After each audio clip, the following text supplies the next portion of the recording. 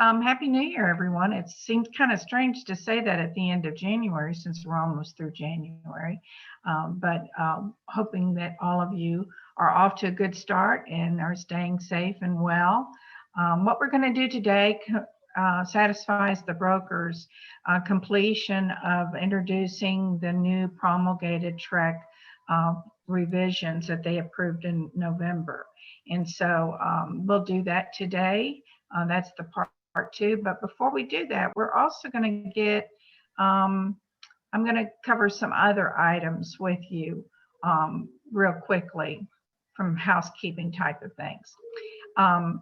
And this is in reference to an article that was in the Houston Chronicle a couple of weeks ago, but it's based upon what NAR agreed with the Department of Justice in November regarding certain things about compensation and MLSs and those that are not, participants in our MLS system.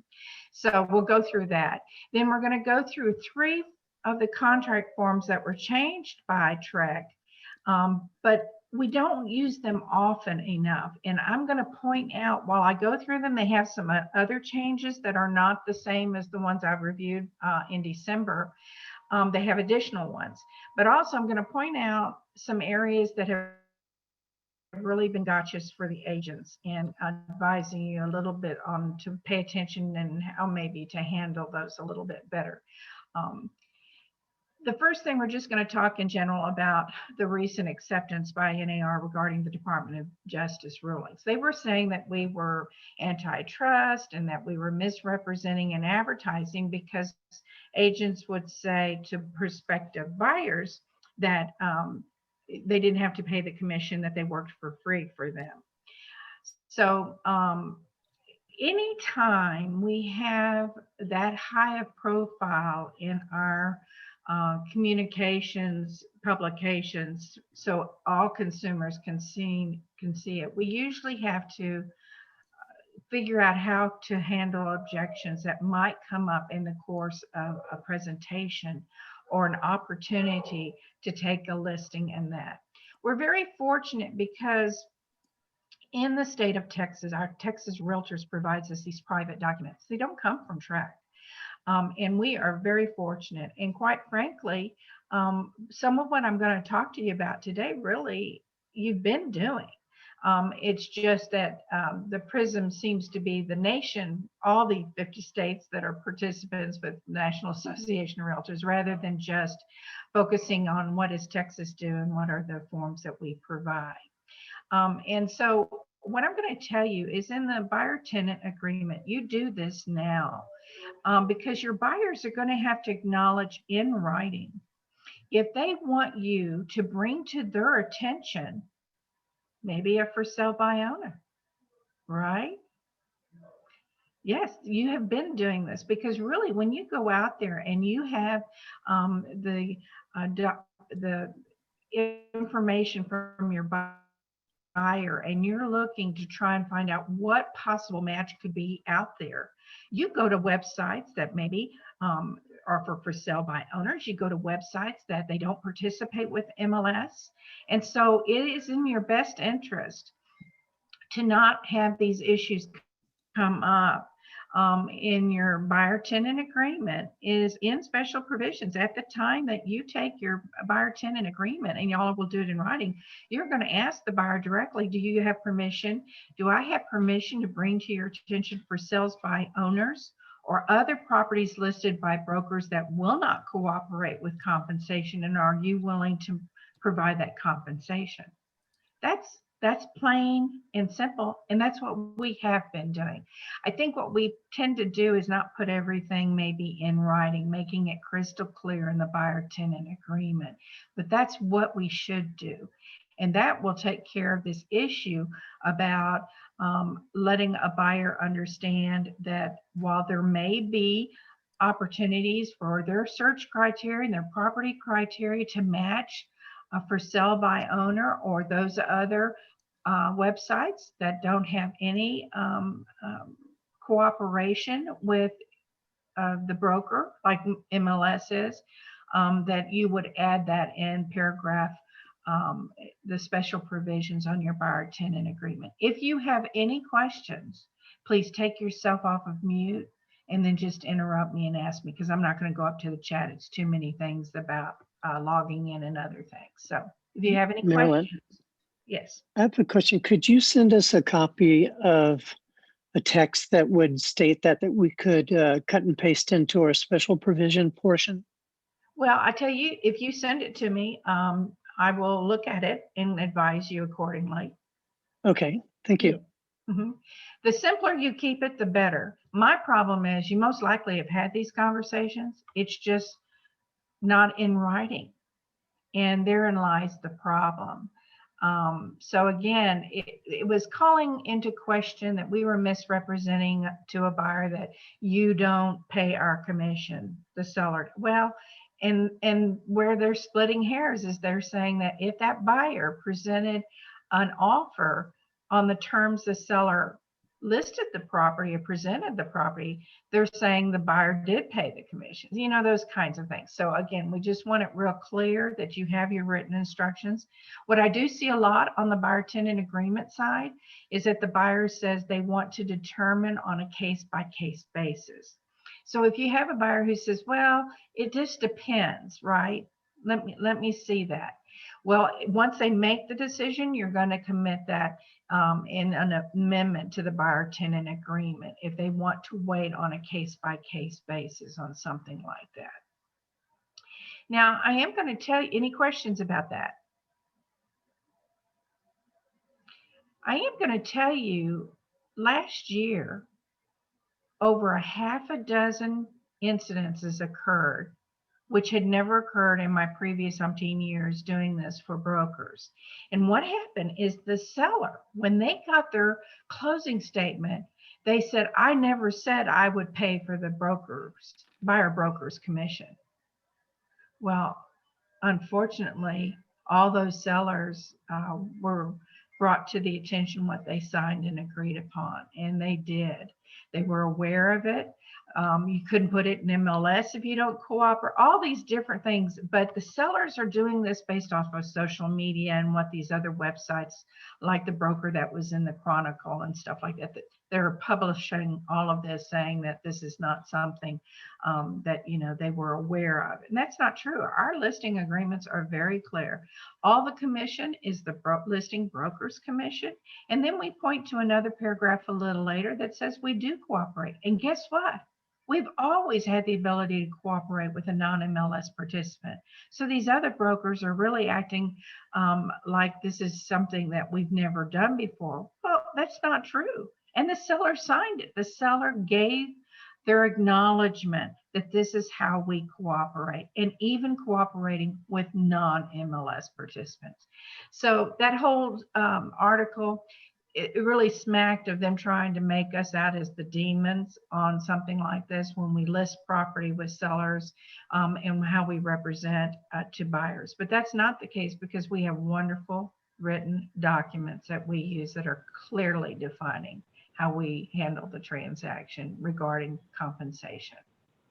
Marilyn, Mm-hmm. we do not seem to have these pages from you. I've put a note into Gabby, but somebody uploaded some information, and when I looked at it, it's the same thing I had gotten from you last week. So I don't see this MLS commissions information. All I start with is the TREC contract pages 2 and the outline that says review of the TREC approved changes. Just wanted you to know that. Nothing you can do right now, but we can get those later. Yeah. Sorry. Mm-hmm. Any other questions?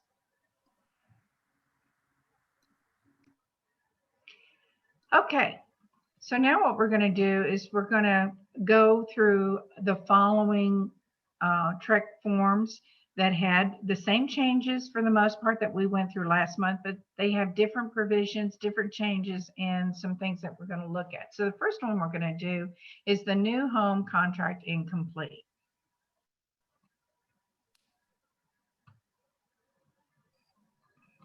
And on this form, we don't use this very often.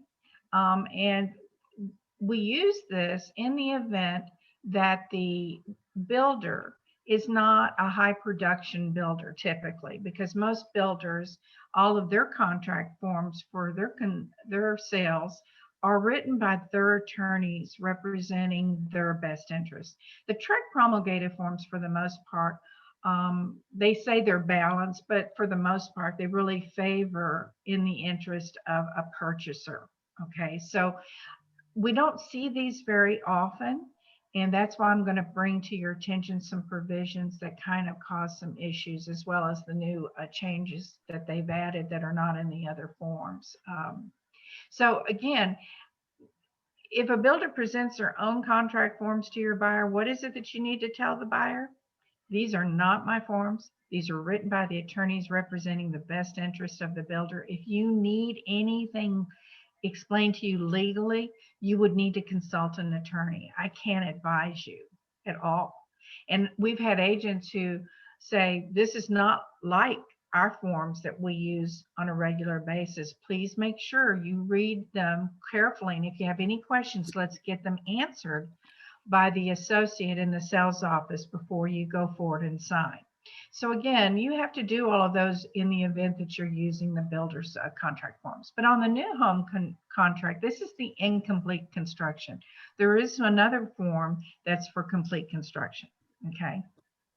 And so if you look at it, the paragraph for property is very different than the paragraph for property for the 1 to 4 family, but they did make the same notation about property. They changed that.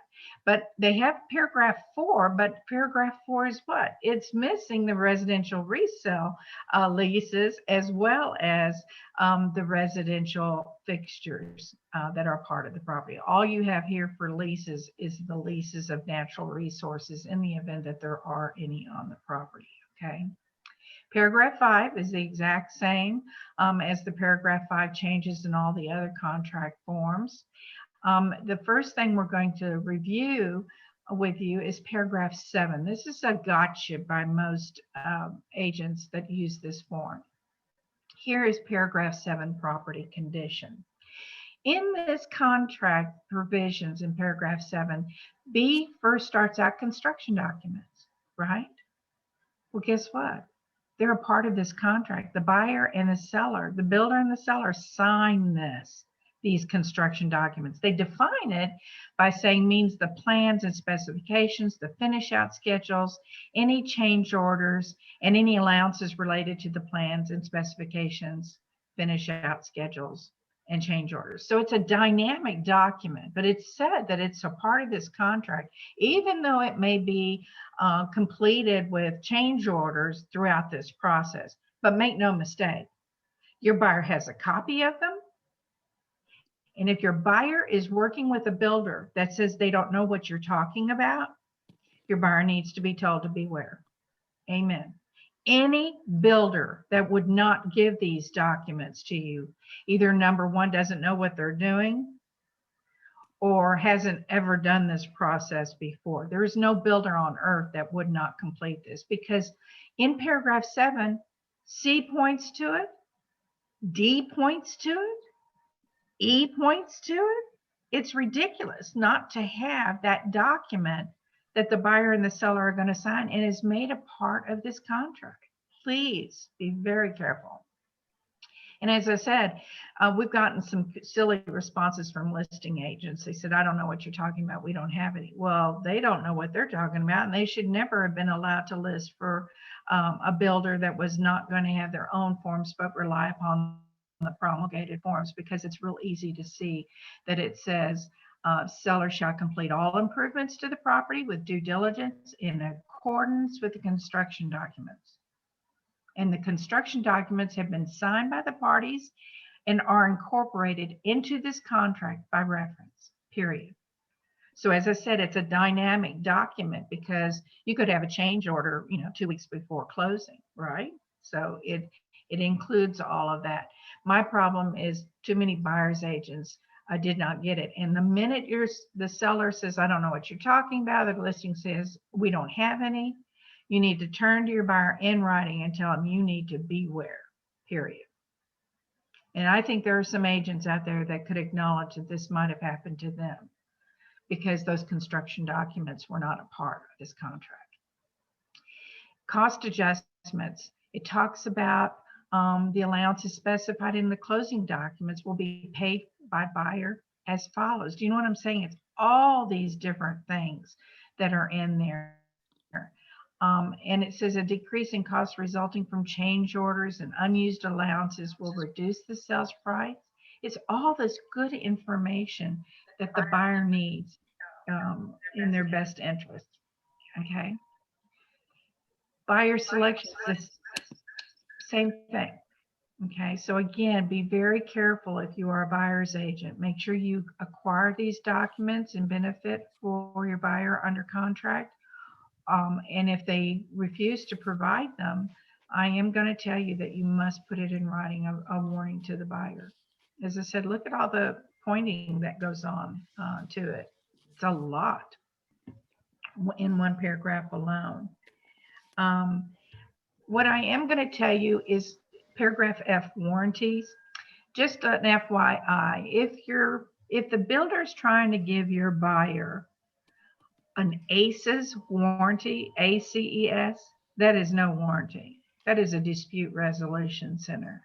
So please don't let your buyer accept that. That ACES just says, oh, in the event you and the buyer get sideways on something, I'll write a real nice letter and ask the builder to resolve it with you. It's absolutely no warranty. So again, be very careful on something like that. Any questions? Again, just take yourself off of mute and ask me the question.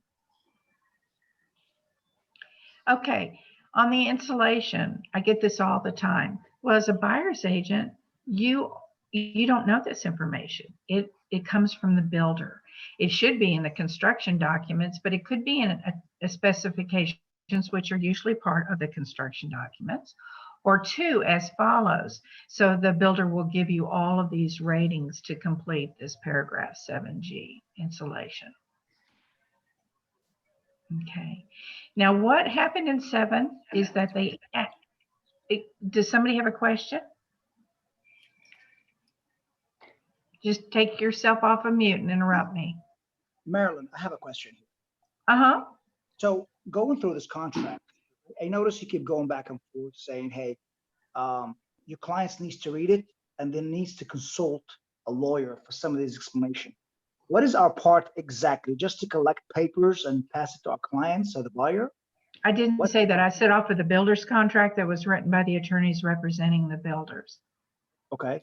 You are absolutely to understand all of the provisions of these promulgated forms.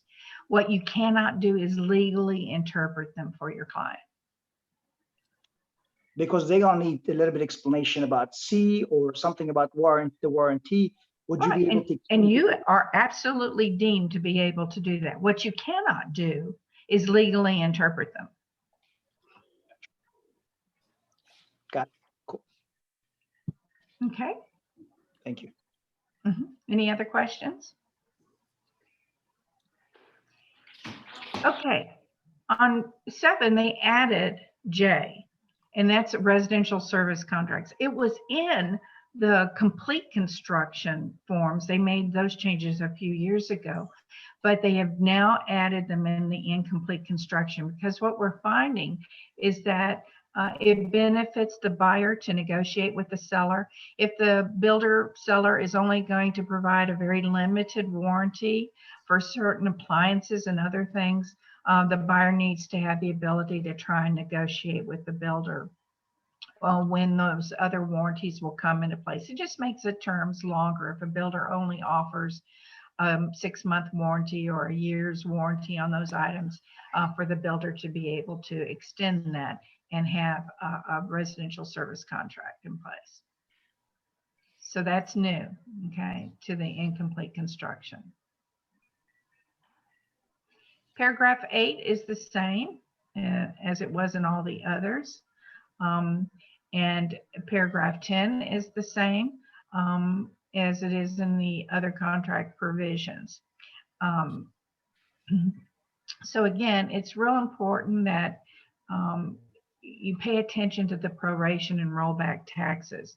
If additional taxes, penalties, or interest assessments are imposed because of seller's use or change in use of the property prior to closing, the assessments will be the obligation of the seller, right? But obligations imposed by this paragraph will survive closing. So we have a lot of instances that are very sad where the lender calculated approval for the buyer based upon the taxes that were on the tax roll at the time of offer versus when it has been improved. And the buyer will take it at that basis. So again, just be careful about those things. They always call the agents when they get into these disputes, and they sign something at closing by the title company that says you and the seller need to get an agreement on that. We're not going to be part of it. So the title company's not going to be a part of it, nor are we. We don't arrange the closing statement for the buyer anyway regarding rollback taxes or any prorations. Okay, paragraph 18 is the same as it is in the other promulgated forms. And the only thing that's different in 222 is there are no changes. They're not those addendum regarding the residential leases as well as fixture leases. And again, paragraph 24 now becomes 23 because they have removed 23 and placed it in paragraph 5. Any other questions? Okay. So again, the new home contract. Question. So theoretically, if I have the builder's contract, could I go in and fill this one out? I'm so sorry, you cut out. I couldn't hear you. Okay, so theoretically, I have a builder's contract. Could I go in and try and fill this out, like to practice with it? Because it'll have some of that information in there. Is that correct? I don't know what you mean by that. When you have this form, there are parts of it that the builder has to provide you prior to you doing the offer.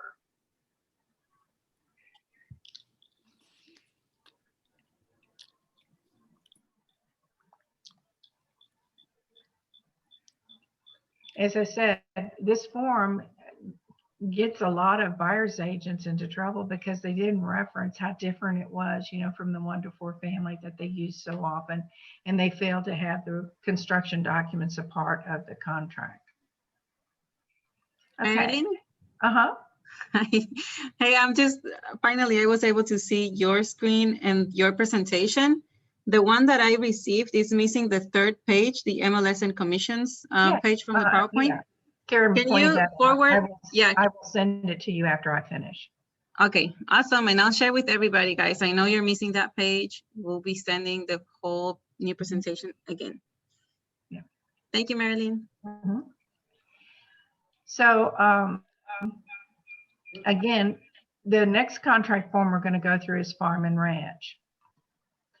Again, it is a unique transaction. So we're getting something is bouncing back. Everybody mute themselves, please.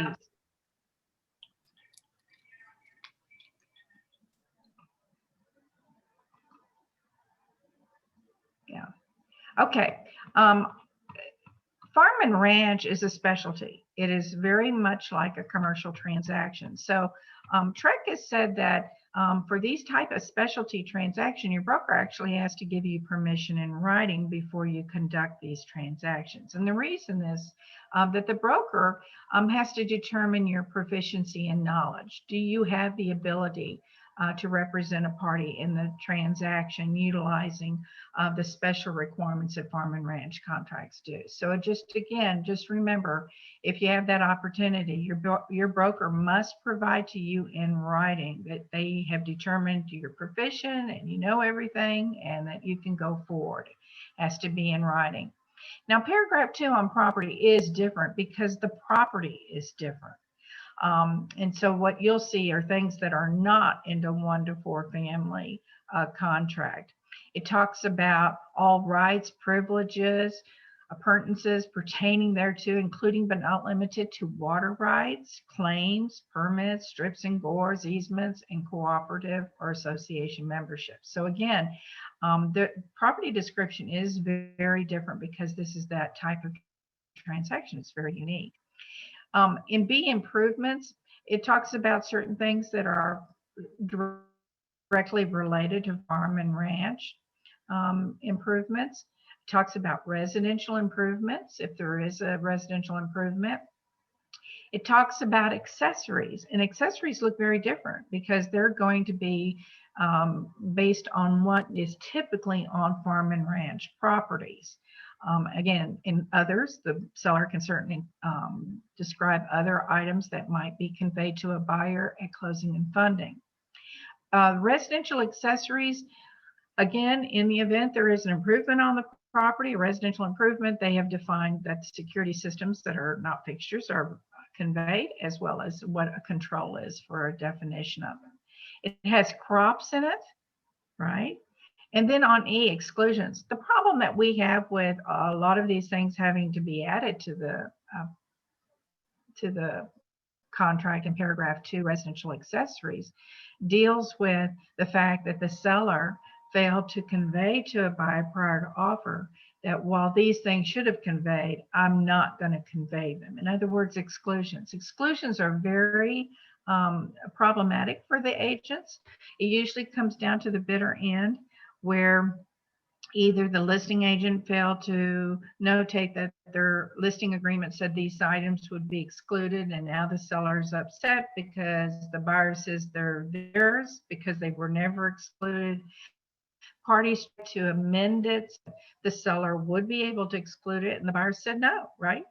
And so again, be very purposeful, listing agents, when you go through these things. Make sure these are all covered so that you don't have these gotcha, because typically it comes back on the listing agent if it was in a listing agreement as an exclusion.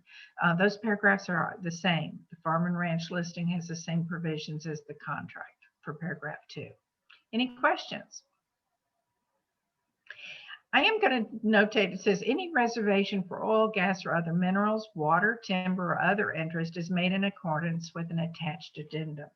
Now, we have an addendum for reservation of oil and gas. We don't have one for water. So as a listing agent, I'm going to tell you that your seller can't say to you, I don't know if I have any. They're going to do a property search and determine what they do have. That's the easiest way to avoid conflicts. Okay, we do have a specialized addendum, but a real estate attorney for the seller would have to draft any other types of addendums that are going to be based on whatever rights and reservations that the seller wants to place on the property. Any questions? Now, sales price is different than our 1 to 4 family. Our 1 to 4 family has A, B, and C, right? Well, we have a D here, and this has gotten people into trouble because they didn't understand it. But this is a provision D that says to the buyer and the seller, okay, we're going to decide ahead of time that based on the survey that's required in paragraph C, we might have to adjust the sales price based on the actual survey, right? A seller says, I have 500 acres, and when the survey comes back, it's 450. Well, a buyer wants to probably know ahead of time, look, we'll adjust the sales price, right? So this is where the paragraph would come in that benefit. As I said, this is the one time where they ask the buyer and the seller, what do you want to do in the event something reveals itself that could be directly related to why you offered the sales price? So it says the sales price will or will not be adjusted based on the survey. The parties get to decide that. It says if the sales price is adjusted by more than 10%, either party may terminate this contract by providing written notice to the other party within so many days after the terminating party receives the survey. So in this instance, it gives an out in the event that the adjusted sales price could be affected by more than 10% because of what the survey does.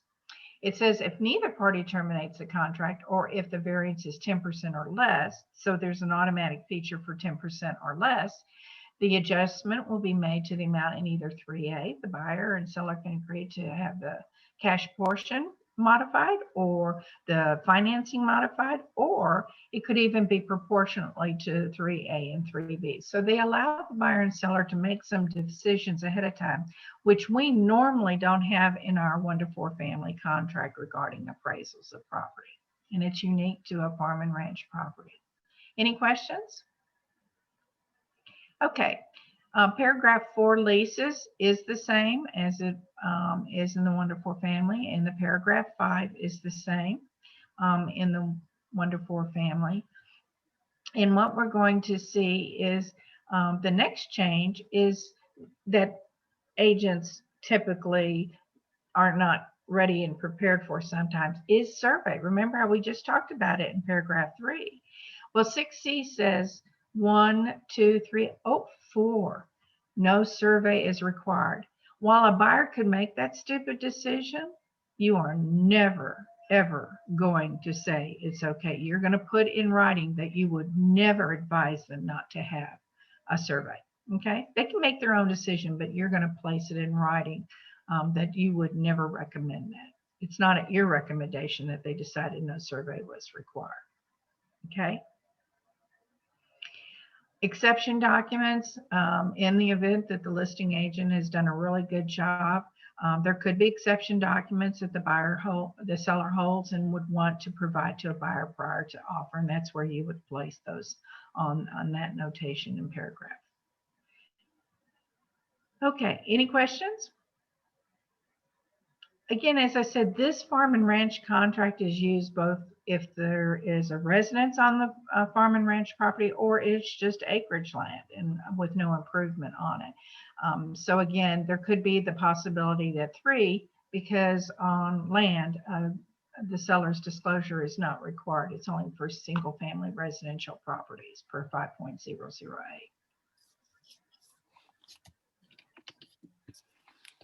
Paragraph 8 is the same. Paragraph 10 is the same. Absolutely. Okay, you have a question? I'll move it. I think there's parking there. You're so kind. Don't worry. Just for a second. Don't worry. Hello?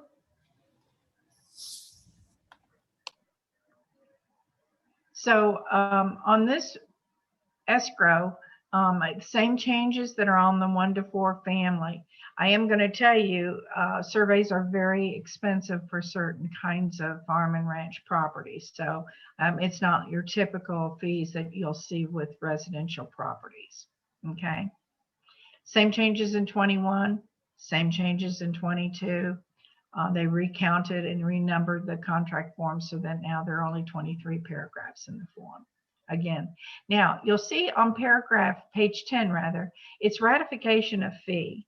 And that's because farm and ranch property many times has provisions where either the listing broker is going to provide the compensation for the buyer, agent, and broker, or it could be that the parties are going to determine that there are other arrangements for brokers' fees. Hey, Marilyn, what Yes. is the difference?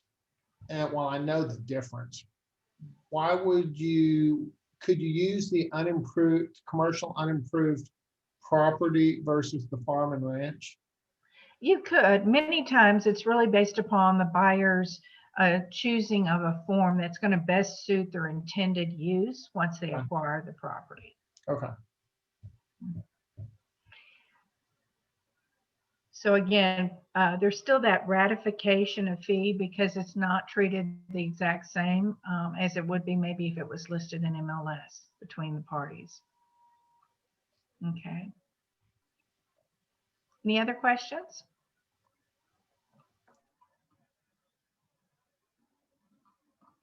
Okay, and so the next one that we're going to talk about is the condominium residential contract. It is a form that unfortunately is unique. And if you have never had a residential condominium transaction, you would be advised to seek out help and assistance. Unfortunately, I know an agent that had been in the business 8 years. She had done about 4 condominium contracts, and Trek found her negligent and incompetent. Okay.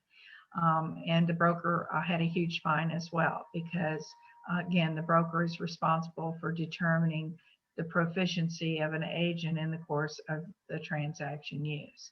And what I'm going to do is focus on paragraph 2, because that's what's caused a lot of problems for the agents involved in this.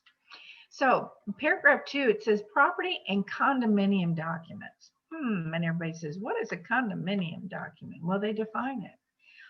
We have agents who misuse this form by attaching the addendum for mandatory membership in a property owners association, and that is a violation.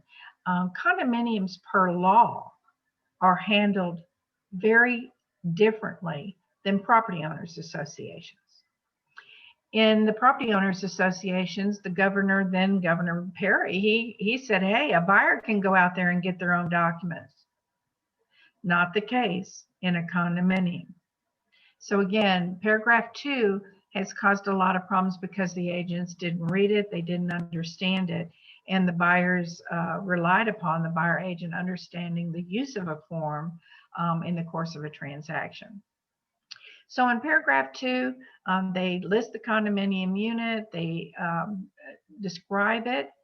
There are improvements, same change that we have in the 1 to 4 family.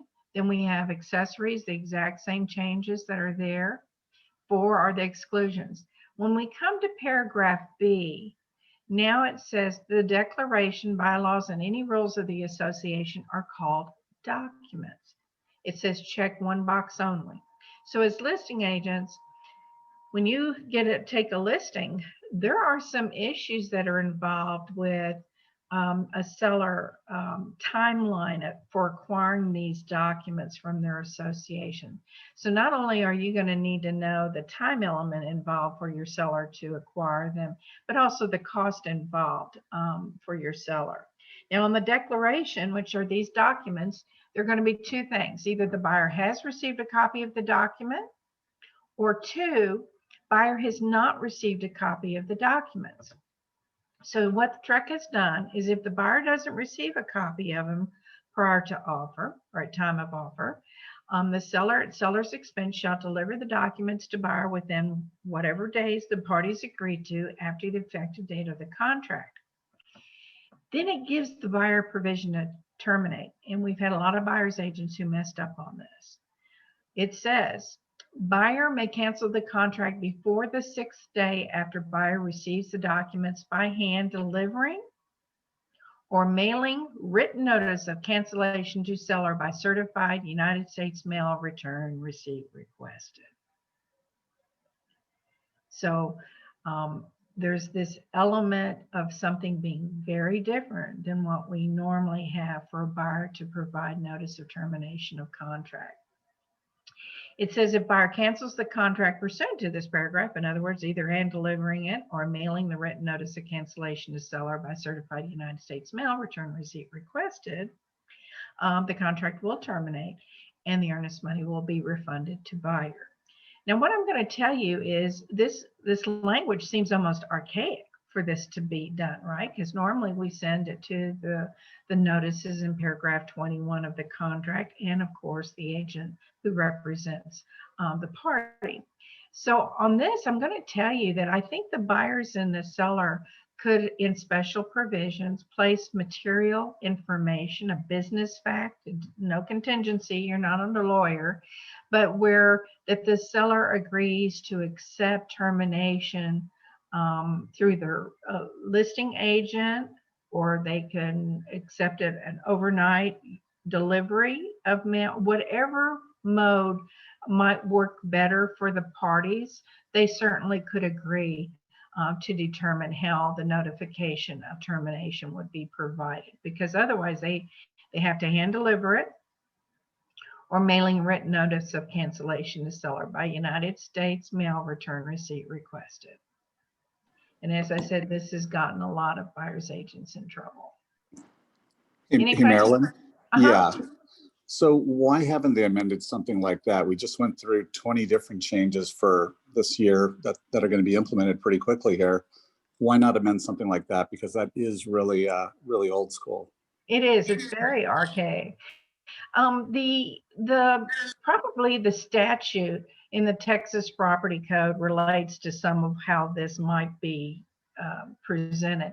But truthfully, they don't get around to doing very much to these documents that are not frequently used. It really takes a push by realtors, agents, and brokers in Texas to get their attention to it. So this might be something that they would want to update based on the paragraph that we have now for notices in the contract, rather than specifically doing this. So I encourage you to submit that to the TREC Broker Lawyer Committee or to TREC for the request, as well as Texas Realtors.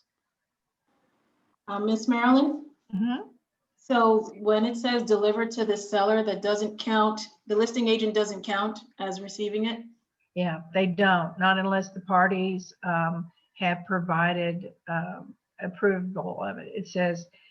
It says hand delivering or mailing written notice of cancellation to sellers. So it's not implied the way it is in our 1-to-4 family contract. That's why I said I think it would be in the best interest of both parties if they would agree to a material business fact and special provisions.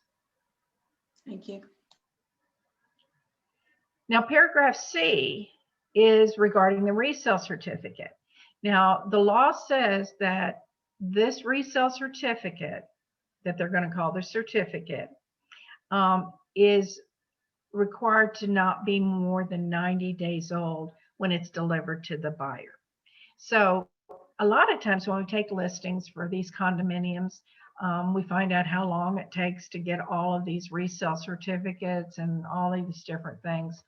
The problem would be we don't usually rush out and tell a seller pay for these documents, because you want some certainty that it's actually going to be valid within that 3-month period, that 90 days. And so again, there's a time limit for the certificate, and the seller, we've had some listing agents who told the sellers to get it, they paid for it, and then it didn't have the transaction within that number of time, and they had to get an update to one on something like that. Now, what it says is that check one box only. Again, either the buyer has received the certificate, or 2, the buyer has not received the certificate. Seller shall deliver the certificate to buyer within so many days after the effective date of the contract. Buyer may cancel the contract before the 6th day after the date buyer receives the certificate by hand delivering or mailing written notice of cancellation to seller by certified United States mail return receipt requested. So again, it's that same provision that we have in the paragraph B regarding the documents. Now, paragraph C3 says that the buyer has received seller's affidavit. That means the seller swore on a statement that it's true, that seller requested information from the association concerning its financial condition as required by the Texas Property Code, and that the association did not provide a certificate or information required in the certificate. Buyer and seller agree to waive the requirement to furnish the certificate. As a buyer's agent, your response will always be, you would never, ever advise them to waive it, ever. They really need to know, especially since Hurricane Harvey. We had a lot of developments that were poorly insured, lack of reserves, as well as litigation, not only involved in maybe the insurance company that they filed the litigation, but also owners of the properties in these condominiums actually sued the association for lack of special reserves and things that they were supposed to do as far as good oversight in the management of the condominium association. So again, while the buyer could say that, you're never going to allow that to say that it came from you, that it was okay. You're going to put it in writing that you would never advise them to do that. Okay, any questions? Now, the next provision is involving a condominium association that is typically, it's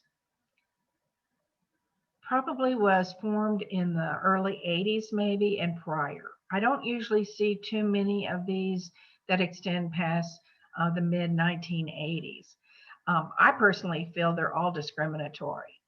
It says if the documents reveal that the property is subject to a right of refusal under which the association or a member of the association may purchase the property, the effective date shall be amended to the date that buyer receives a copy of the association certification that 1, seller has complied with requirements under the right of refusal, and 2, all persons who may exercise the right of refusal have not exercised or have waived the right to buy the property.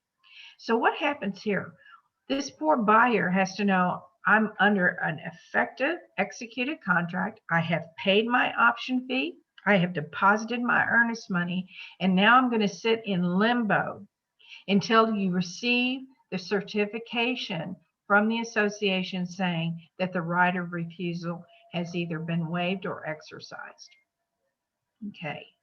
And it says if buyer does not receive the association certification within so many days after the effective date, or if the right of refusal is exercised, this contract shall terminate and the earnest money shall be refunded to buyer. So in other words, the buyer says, I'm willing to wait for this certification for these number of days.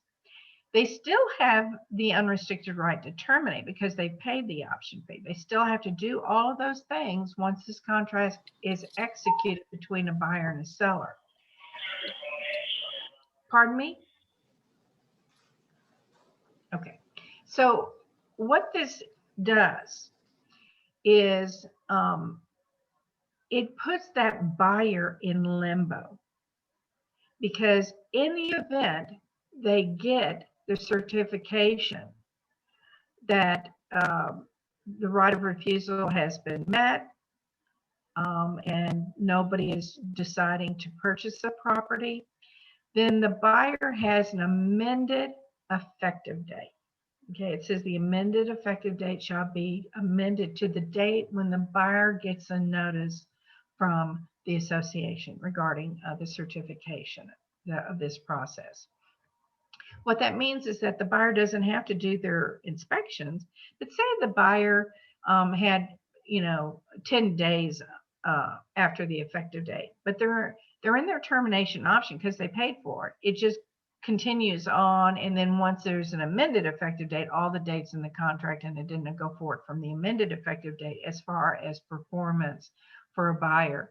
But say the buyer was under contract and the 10 days aren't up and they find another property that they want. They have the ability under a termination option to be able to terminate. But if they did not exercise the termination option on the contract, pay for it and get it receipted within the days of the contract, there is no unrestricted right to terminate. That's why I say this contract is fully executed, option fee is paid, and earnest money is deposited. Any questions?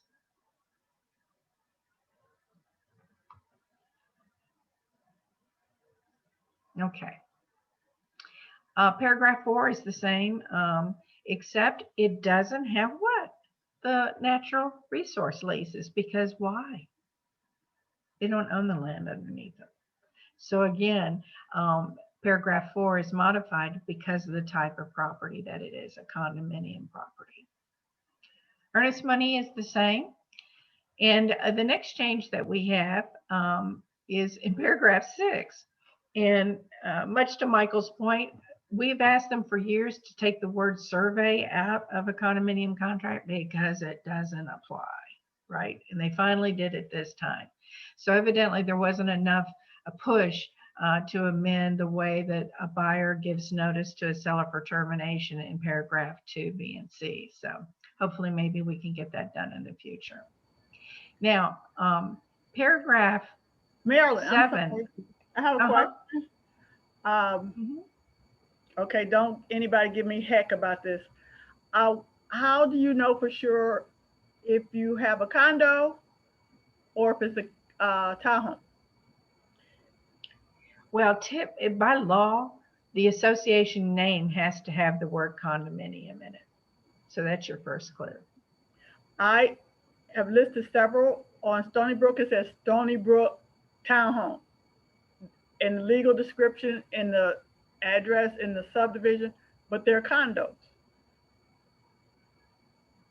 They have both. So your association has the word condominium in it? The association, yes, but the address and the subdivision doesn't. I did it Well, right.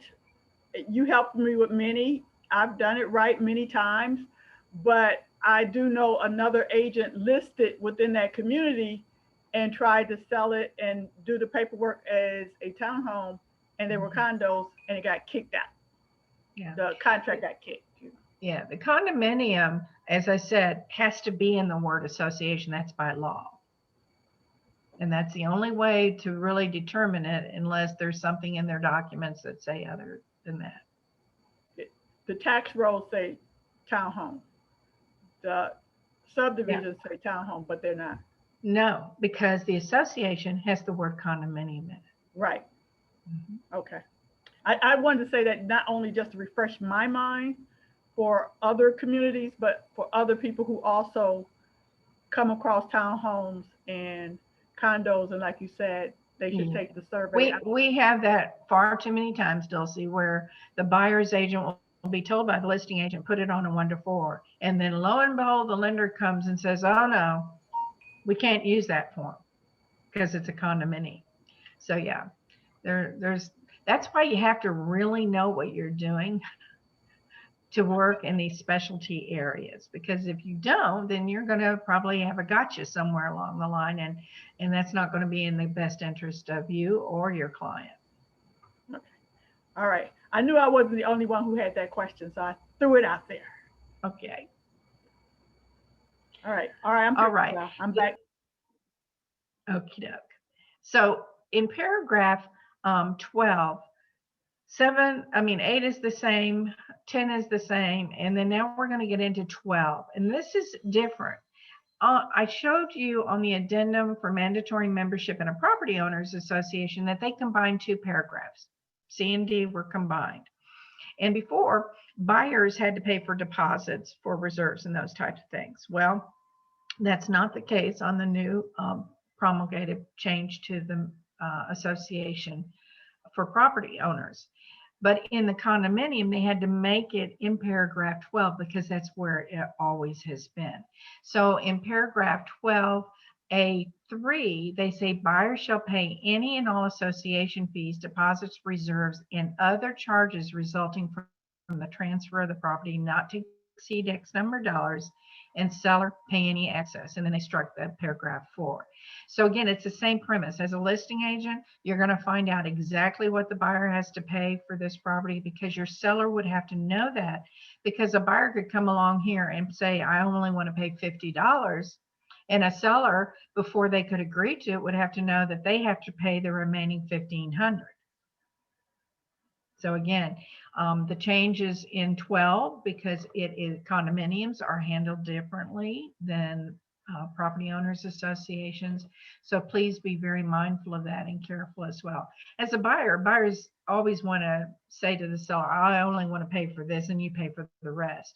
The poor seller has to know on their estimated net sheet, what is the rest, right? That's what they would have to know before they agreed to that provision in the contract.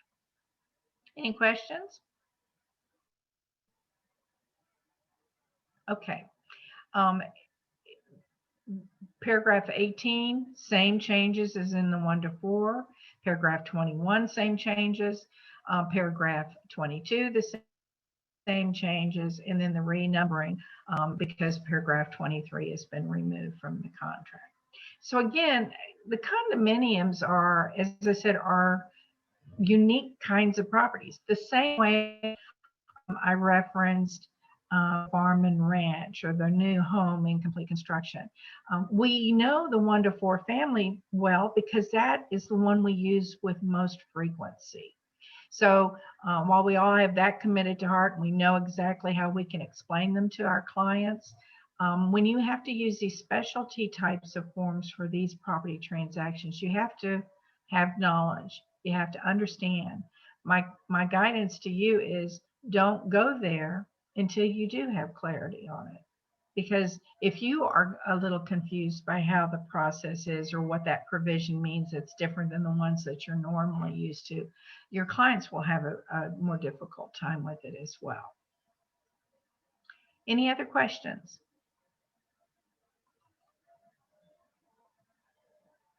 Okay. Next month, what I'm going to do is, truthfully, these changes that we have spent months on, I mean, we've been talking about them for a long time. They worked on them for almost 18 months. So you know that we had to talk about them for a long time. But my concern for you as an agent, both as a listing agent and a buyer's agent, is that you're going to need to improve your best business practices and process. In other words, you're going to have to incorporate some of these things as your list. What am I going to do when I visit with a prospect and they want to list their property for sale? What are the things I'm going to need to make sure and review? And so next month, we are going to go through the recommendation I have for you to enhance your best business practices working with sellers and those working with buyers. I'm going to revise the buyer's checklist for you and a few other things, and given some little helpful guides for listing agents on maybe what they need to incorporate so that they're prepared for these vast changes in the contract. TREC says that they're going to publish them February 21st. The minute TREC publishes them, you as a listing agent could receive an offer. And therein lies the problem. You want to make sure you really are prepared right now for all of these changes that could come with offers being presented on your property. I had several agents that contacted me and says, I'm taking a listing this week, but I know the forms aren't ready to be used, but we're going to do all of this in preparation for them. I said, yes, that's the best way for you to go as a listing agent.